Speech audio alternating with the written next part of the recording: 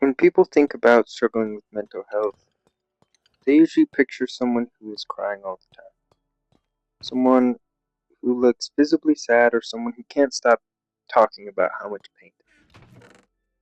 But for a lot of people, it doesn't look like that at all. Instead of feeling sad or overwhelmed with emotion, they feel nothing at all. They wake up, go through their day, talk to people, do what they're supposed to do, but on the inside it feels empty and quiet and disconnected. It's like watching your life happen from the outside instead of actually being present. Emotional numbness is one of the most misunderstood experiences in mental health, because from the outside it can look like you're completely fine, but inside it can feel like you've lost the ability to react or care or connect in the ways that you used to. One of the biggest reasons that emotional numbness happens in the first place is because your brain is trying to protect you from feeling too much at once. When someone goes through prolonged stress or repeated emotional pain or overwhelming situations, the brain sometimes responds by sort of lowering your emotional intensity across the board. It's not something that you consciously decide to do, it's like an automatic response that happens in the background. The brain recognizes that constantly feeling intense sadness or anxiety or fear or whatever it is exhausting and can make it harder to function day to day. So instead of letting those emotions keep flooding in, it turns down the volume on it. The problem is that the brain can't selectively numb those painful emotions. It doesn't just block sadness or anxiety, it also dulls happiness, or excitement, or motivation, or joy.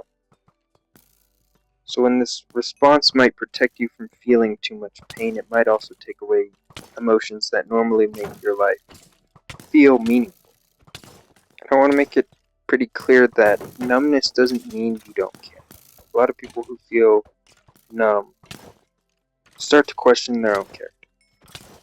They notice that they don't react the way they used to when something good or bad happens. And they start wondering that something might be wrong with them as a person.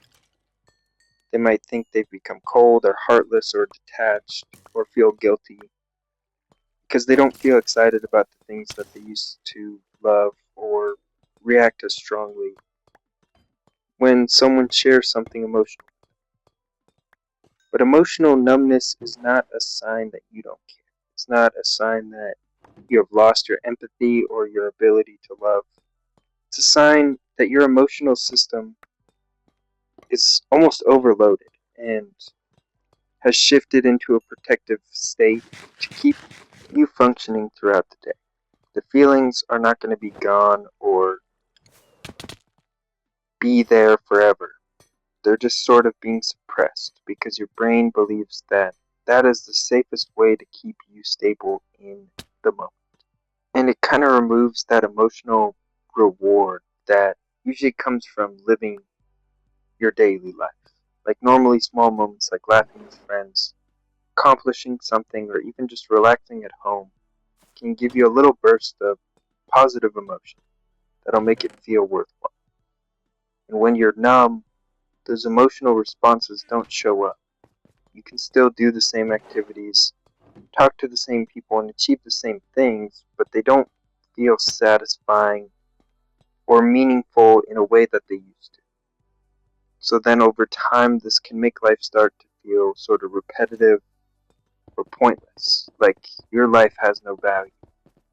Because your brain isn't providing the emotional feedback that tells you something enjoyable is important to you. Like without the feedback, it'll become harder to stay motivated and it can start to feel like you're just going through the motions rather than actually living. Another reason emotional numbness is so difficult is because it's largely invisible from the outside. When someone is crying or clearly distressed, other people tend to notice and respond. But someone who is numb often looks calm, and quiet, or maybe even stable. They might still go to school or work, still talk to people, still laugh at jokes occasionally. And because of that, people around them may assume that everything is fine. And this can make the person feeling numb feel even more isolated because they're struggling internally but don't feel seen or understood. And this invisibility, you could say, can also make it harder to ask for help. When you don't have the visible symptoms, you might start doubting whether your experiences are serious enough to even talk about, which can keep you stuck in the silence for even longer. And when that emotional numbness lasts for that long, it can start to feel like it'll never go away. People may begin to worry that they have permanently lost their emotions or that they will never feel normal again. But in reality, numbness is usually a signal that something deeper needs attention. It often appears during periods of chronic stress or burnout, depression, trauma, or emotional exhaustion. It is the brain's way of telling us that we have been carrying more than we can process comfortably. With time and support and changes in environment and sometimes even professional help, emotions will gradually start to return.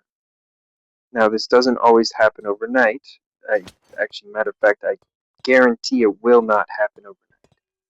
Like noticing brief moments of feeling something again, a little bit of joy, a little bit of sadness, or even just a stronger reaction than usual.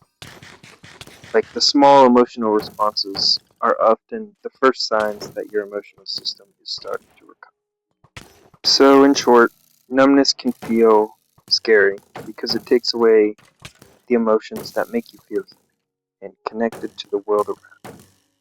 But it's not a personal failure, and it's not permanent. Your emotions are still part of you, even if they might feel distant right now. And with time, understanding, and support, it is possible for that sense of connection and feeling to slowly come back. You are not the only person who feels this way either, even though it can feel incredibly isolating in the moment. Many people go through periods of numbness and regain their ability to feel again. And if you're watching this and recognize yourself in what I've described, it means you're aware of what is happening inside you, and awareness is often the first step towards changing and healing. Editor's note, I got a new microphone and it sounds really, really weird. I sincerely apologize.